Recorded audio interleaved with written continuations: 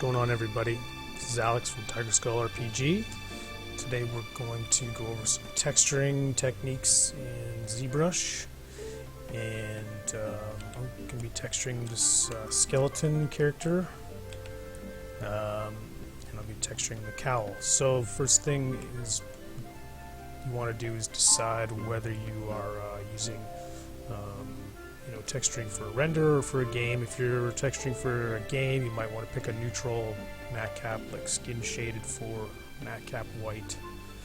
I picked this bone because I just want to have a render in Zbrush at the end of this, so that's what I'm going to use. First thing, let's pick the brush here, the paintbrush. Of course, this is just stock, standard paintbrush. I'd like to come over to noise and just, I've got everything sculpted, more or less, the forms I want. I'm just going to pick sort of, I think of these kind of like smart materials in Substance Painter. And I'll pick sort of the skin one. You have to come in and play with the scale a little bit usually.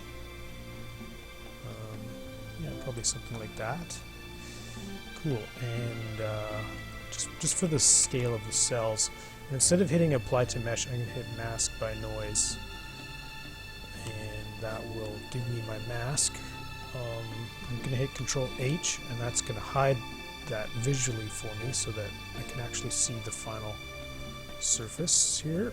And I'm going to give a little bit of inflation just to get a tiny bit of surface detail.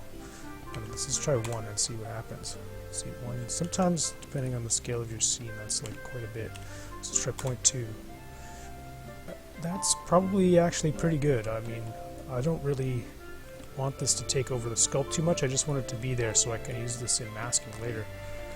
Okay, so now I'm going to bring our mask back. We have our mask.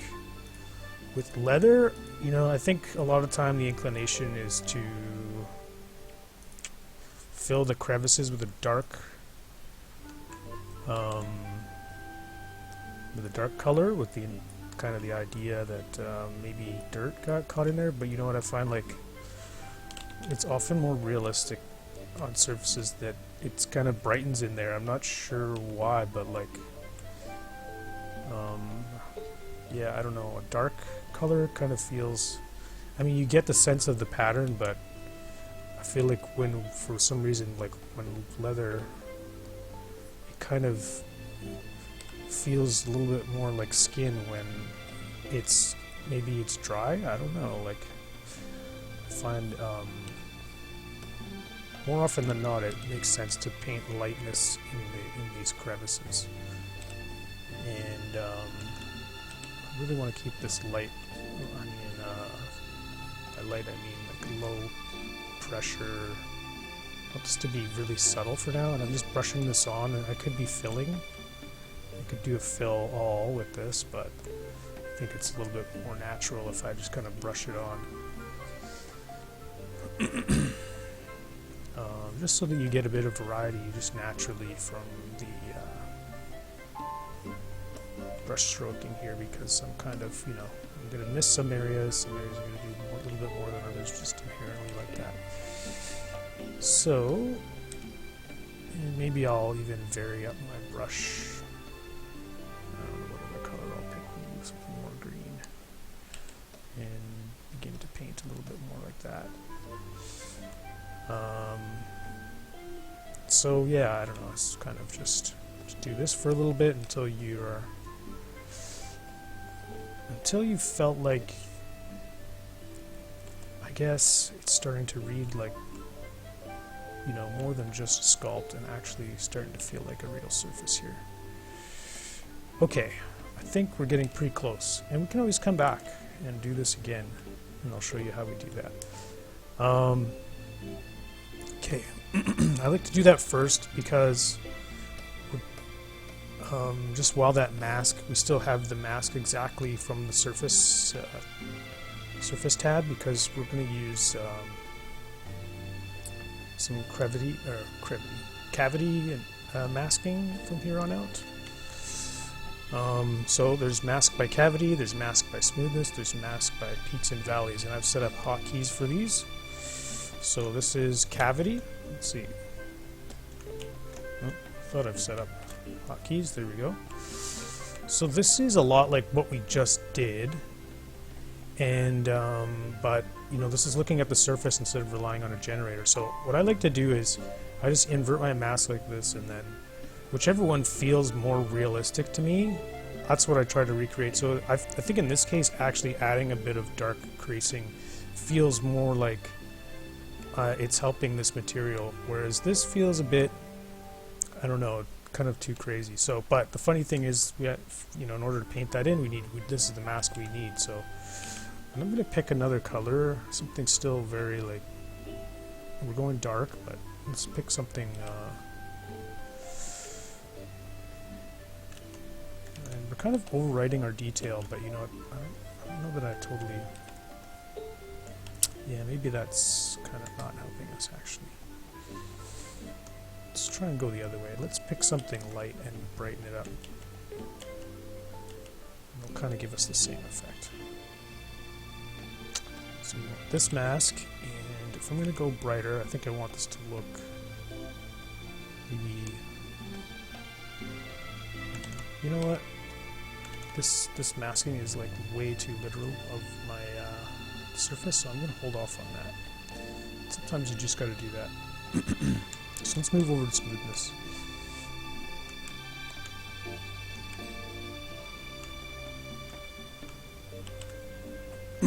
Let's try highlighting again. It'll feel right as you're brushing it on.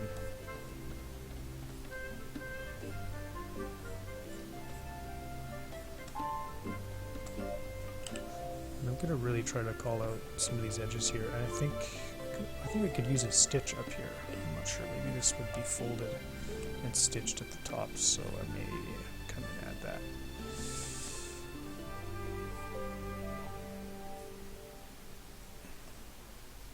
But yeah, I think mostly I'm just focusing on the sort of these seamed areas where I feel like a lot of distressing would happen.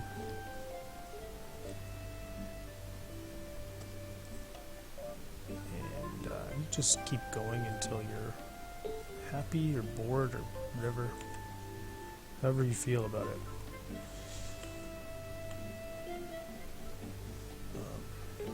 Yeah, some of these areas feel like they've kind of been untextured here. Maybe I missed them in the first pass, so we'll go and add some detail there. If you want to get real crafty, you can use this, I mean for leather you can use this kind of rake brush and get some, you know, just some like more macro kind of detailing. And I might even punch the contrast up more on this. This is really up to you what you want to try at this point. I guess it kind of makes sense to use this where it's being folded and creased quite a bit.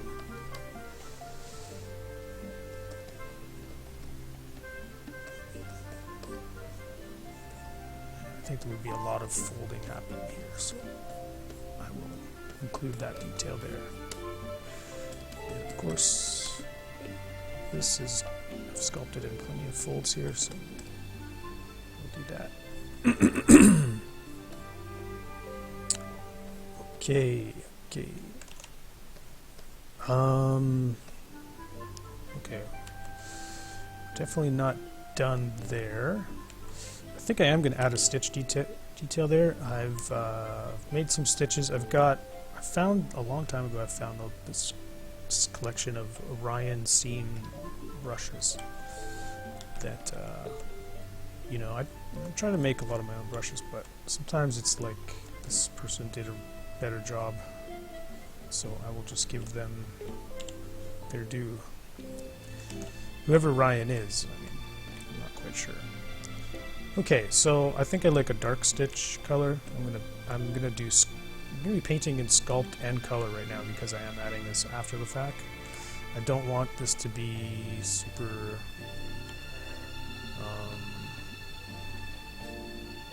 you know, visible. I do want it to be there as a detail, but I don't want it to like really take over. And all my other stitching on this thing is pretty dark right now, so we'll just go with that. I did use a different stitch brush for this other stuff, but that's okay. I think we'll be fine. Because this is kind of its own piece of material here. And anytime you do a stitch, I feel like it's a good idea to come in and just like bump out a few areas with your standard brush, and then sort of might be hard to see while it's in color like this, but just like as if the stitching is kind of influencing the material and pumping it in and out, like it's bunching. Definitely do that, because that will help your stitches feel a little bit more natural. And I think I gotta do this side here too, so you don't have to like be too careful about it. And you know, this does kind of happen in real life, but even this I think I'm exaggerating right now, just to really see it from here. Okay, so we've got that stitch in place, done cavity masking.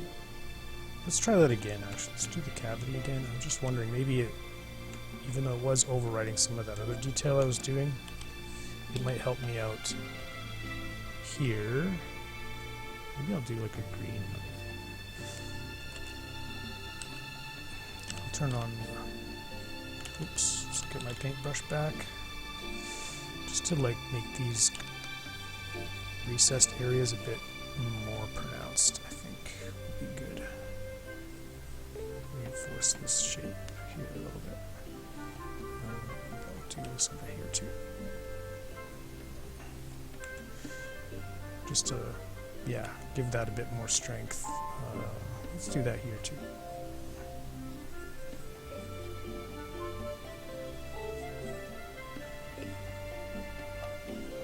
Okay.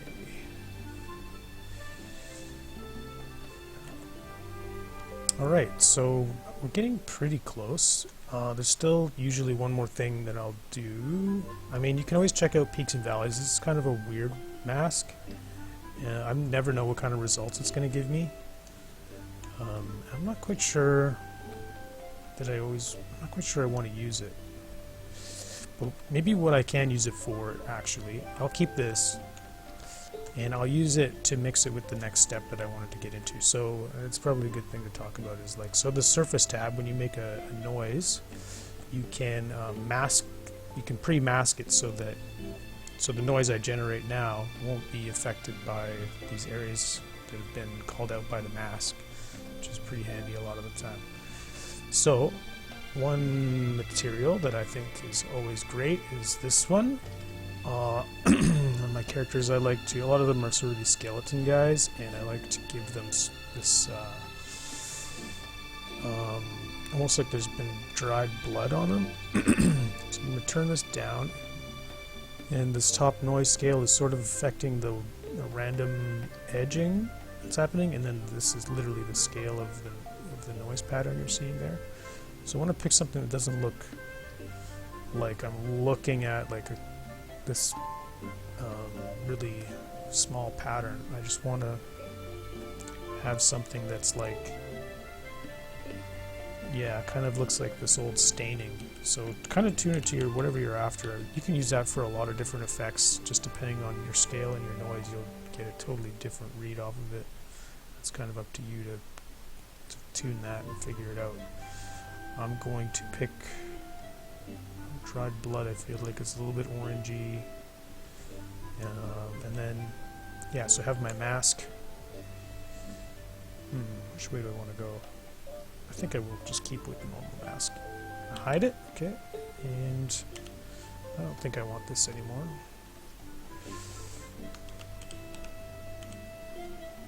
Maybe this is even too much color. I think I might go a little bit darker. There we go. And this is just going to give you a little bit of macro kind of breakup on your texture, your material here that I think is pretty like realistic, and you kind of need that because otherwise it can look too much like a pattern on top of a pattern on top of a pattern. So if it's all the same scale. So you gotta mix up your big noise with your kind of lesser noise, and you don't go too strong. You want this to be, when you stand here and you start to notice it, that's it. If you're noticing it too much, that's too much. That's kind of how you can tell, I guess. You should be just barely noticing it. I mean, go to the point where you brushed it on and you don't notice it. Like it looks like you didn't do anything, and then just bump it up a small bit from there. Okay. Last technique here. That again, this is going to be masking on top of masking. So there's a lot of cool noises in here that I use. Right here is kind of a nice one. This sort of crumbly, rumbly effect. And let's edit this so that we can see it. Okay, I think something like that is good. So I'm gonna like, I like this pattern, but it's too big, and when you make it, I'll show you, when you make it too small, it's like kind of everywhere. But I want less distribution. I want like a sharper curve to this. This is too much. So anyway, I'm gonna first make this more broad shaped one, and we'll mask that. And maybe we can sharpen it. Maybe not. Maybe I'll leave that as is.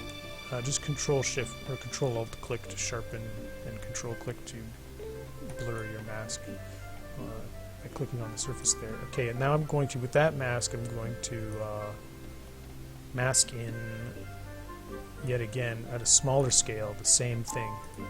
And this should give me, you almost don't notice it, right? That's good, because we want this to be just a small detail.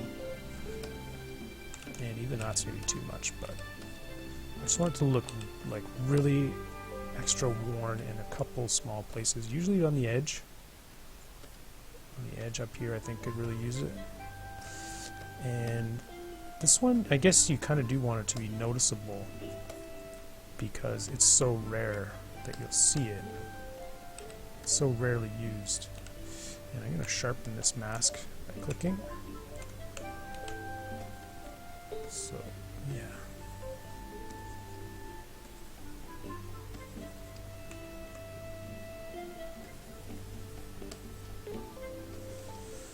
Cool, okay. I mean, it looks like it's hard to tell what I'm painting here, but that's okay. It can be, this is supposed to be really just kind of the last highlight that you do on here.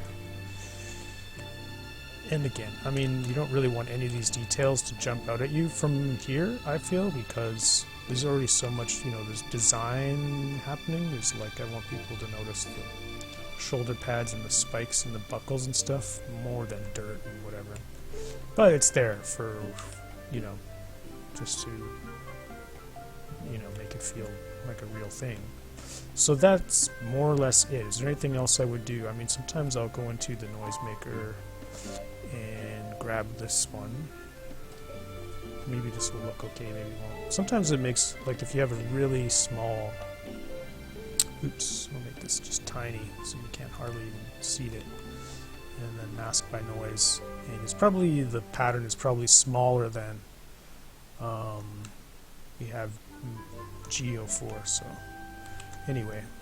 This also, like a little highlight pass of this sometimes helps give it like that feeling of more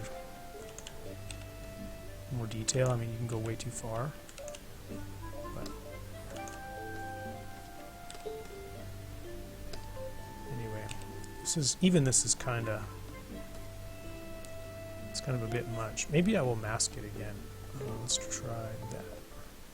Let's mask it by the same thing. Let's mask it by itself, but we'll just do this one a little bit larger. And then, okay, let's try that. Oops. And those will change the color of your brush, so just be aware of that. Yeah, I kind of like this. I don't mind raising the levels a little bit on this guy.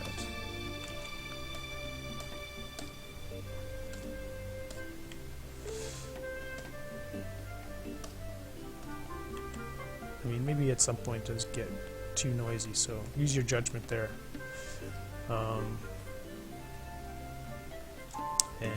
You may want to go back and just like do another pass of your dirt if you're not noticing it and you want a little bit more now. I mean, you got to balance this stuff. And on that topic, you know, Polypaint does have an adjust colors, so you can kind of. Oh, looks like I have a mask on. Hold on. Yeah, it's still there. So let's just adjust our colors. I kind of liked that darker look for a second I saw there. Let's bring this down. Let's bring the contrast up a little, just a smidge. Just a skosh. There we go. Let's do a little bit of color correction on it at the end and, you know, play around with that. Okay, so that's it. That's how I would texture this stuff. I got to do the metal and all that, and you know, you don't really want to leave your metals like this, but it's a very similar process. Just go after the material you're feeling and using those generators and stuff. Okay, that's it for now. Thanks for watching. If you want to print this figure, he's going to be up on Patreon very soon. If you're watching this like way in the future, you can go to tigerskullrpg.com and download him there. Okay, thanks everybody, thanks to the patrons, and thanks to my buddy Nathan for suggesting this video. Okay, catch you next time.